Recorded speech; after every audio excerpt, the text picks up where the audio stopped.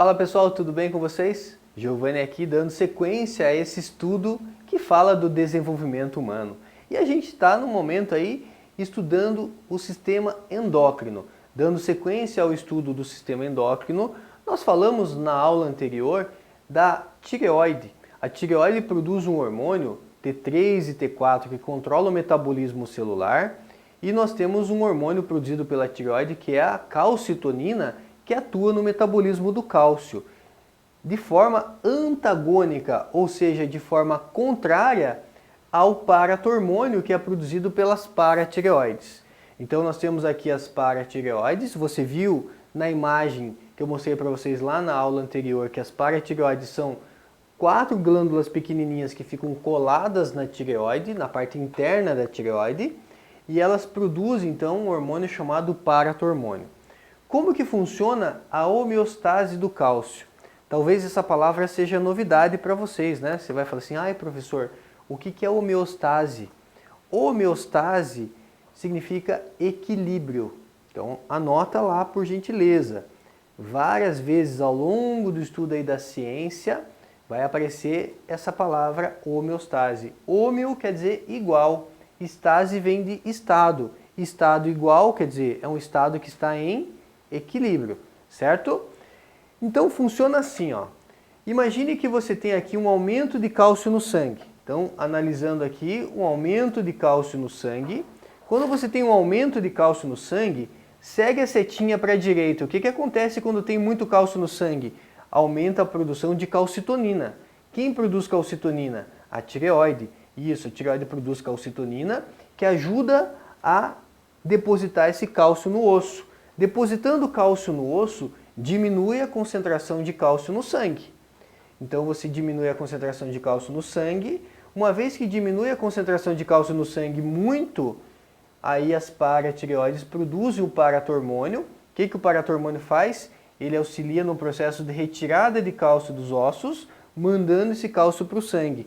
Então nós ficamos nesse momento ali no que a gente chama de metabolismo do cálcio. Tira cálcio do osso, repõe cálcio no osso.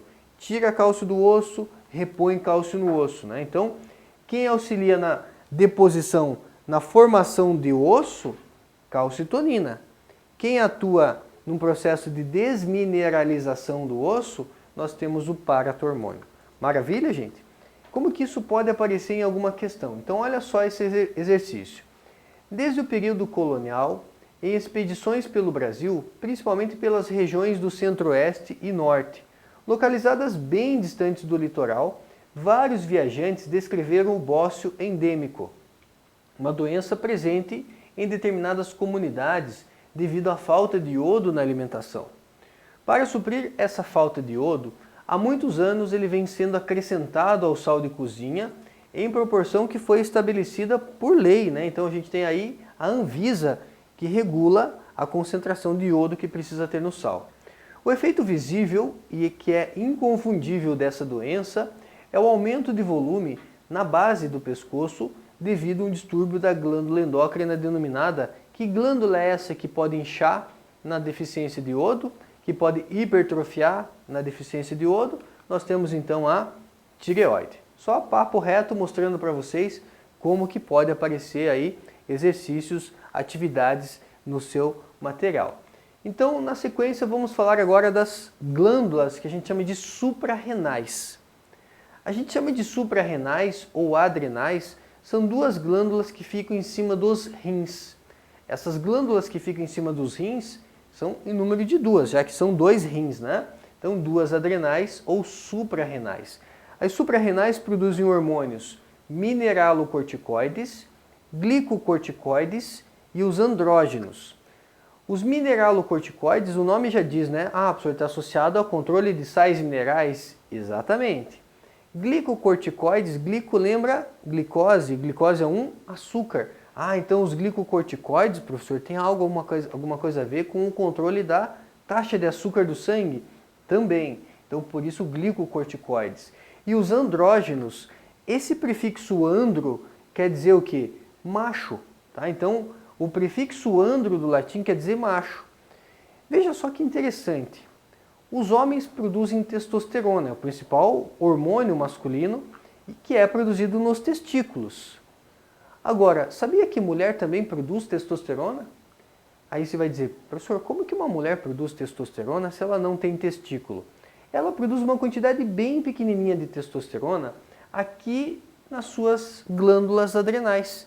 É uma quantidade que equivale a 5% do que um homem produz, ou seja, uma quantidade muito pequena de testosterona, mas que é produzido pelas glândulas adrenais. Às vezes pode acontecer de alguma mulher ter algum problema associado a essa parte das adrenais e ela pode produzir testosterona em excesso. E aí vai acontecer o quê? Características sexuais masculinas, como por exemplo barba, pelos, né? Muitos pelos no corpo. Então pode acontecer um problema associado em que essa mulher produza muita testosterona. E aí precisa fazer um tratamento, né? Para diminuir essa produção de testosterona. As glândulas adrenais, nós dividimos ela em duas partes. A parte mais interna é chamada de medula e a parte mais externa é chamada de córtex. Então veja que eu destaquei para vocês o córtex. O córtex das suprarrenais produz hormônios que são mineralocorticoides, glicocorticoides e andrógenos, certo? Suprarrenais, então vamos lá. Os hormônios do córtex. Córtex então é a capinha das adrenais, é a parte mais externa das adrenais. Falamos então agora dos glicocorticoides. Glicocorticoides são os hormônios que são derivados do colesterol, como por exemplo, né, temos o cortisol ou hidrocortisona. Cortisol é um hormônio que auxilia a gente a levantar da cama. Sabe aquela disposição quando toca o despertador e você abre o olho e você levanta? Ah, mais um dia, vamos lá, vamos encarar mais um dia de vida.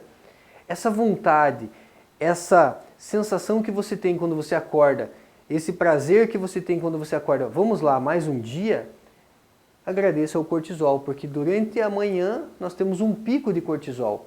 E esse cortisol ele me ajuda, então, a ter esse prazer matinal, mais um dia de vida, vamos lá, né? Tá aí. Então, um hormônio importante que ajuda você a sair da cama. Liberado em situações de estresse. Então, quando eu estou muito estressado, eu também libero o cortisol. Ele atua na produção de glicose a partir de proteínas e gorduras, aumentando então a taxa de açúcar. Então veja, por isso que é um glicocorticoide, né? Ele auxilia a aumentar a taxa de açúcar. Atua na produção de glicose a partir de proteínas e gorduras. Importante aí, então, uma ação do cortisol. Ele ajuda a reduzir inflamações e alergias. Talvez você já precisou tomar algum medicamento que às vezes o médico fala assim, olha, esse medicamento é a base de corticoides, né? Então são medicamentos que eles têm como base ali farmacológica essa hidrocortisona, né? Provavelmente é a hidrocortisona que acaba aparecendo mais ali nesses fármacos.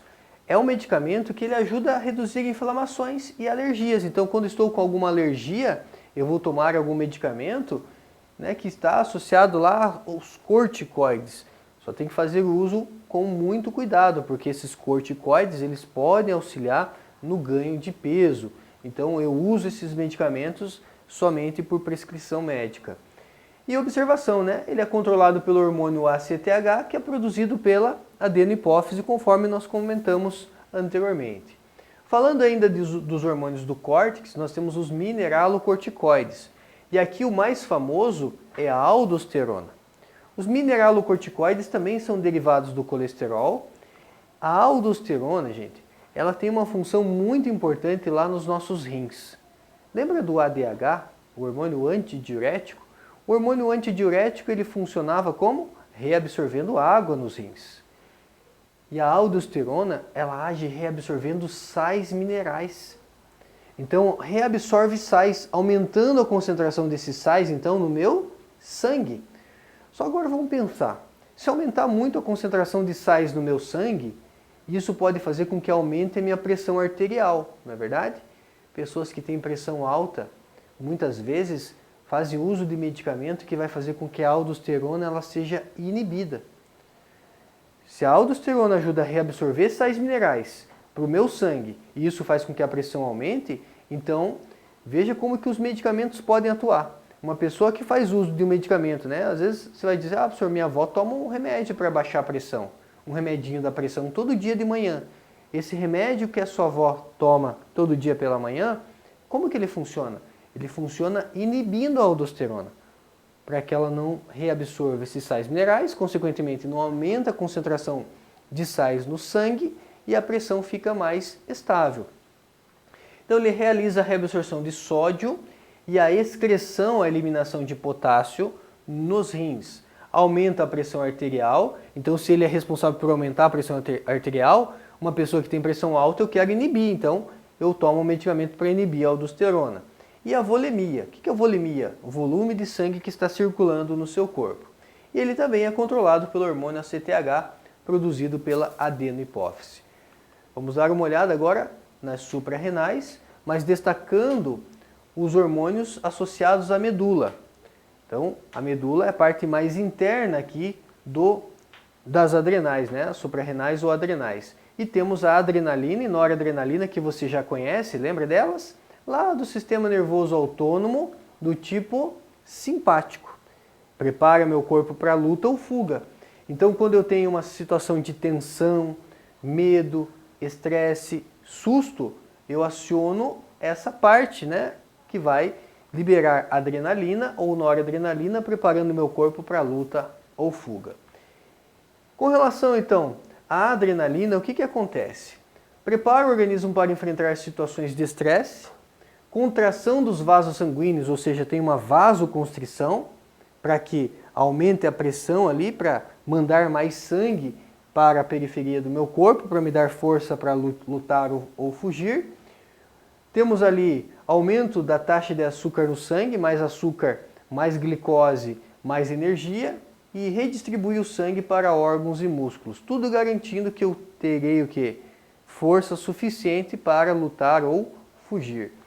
E a norepinefrina, que é a prima da adrenalina, ela atua em conjunto com a adrenalina nas respostas de estresse. Acelera batimentos cardíacos, a famosa taquicardia, e mantém a pressão sanguínea em níveis normais. Então tá aí, dois hormônios então produzidos pelas adrenais. Qual parte das adrenais? A medula, certo? Fechamos assim mais uma aula. Até mais, gente.